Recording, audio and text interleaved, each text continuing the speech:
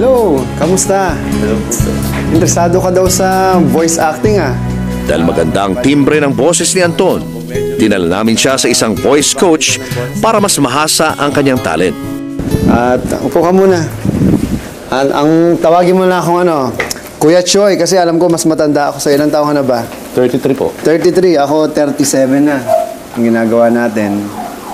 Dito natin nire-record yung mga voice talent na... Kasi bago ko magturo, gusto ko mapakinggan yung boses ng tao. Kasi kaya gusto ko naman po related sa mga voice kasi hindi naman siya sa physical looks di ba? So, it's all about... alam mo, ang voice acting kasi magical yan. You can become someone that you want to be. Pwede ka maging bata, di ba? Halimbawa, ayan. Pwede ka rin maging matanda.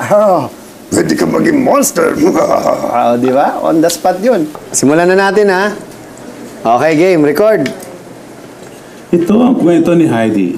Okay, ganito Pag nagbasa ka, bagalan mo lang. Ito ang kwento ni Heidi. Lapit ka sa mic. Go. Ito ang kwento ni Heidi. Isang Swissan na batang ulila sa ay 5 taong gulang. Siya ay 5 taong gulang.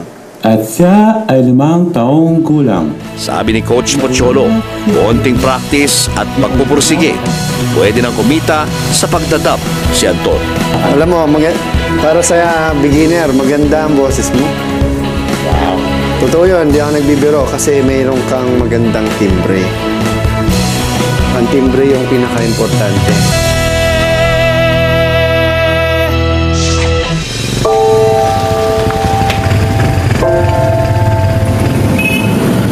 Naghahanap ng forever si Anton, pero para bang pinanghihinaan na siya ng loob.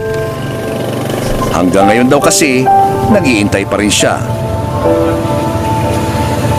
Okay, Anton. Ayan, welcome dito sa studio ko. Actually, Kaya para mabuo ang kumpiyansa, ito yung mga naging graduates namin.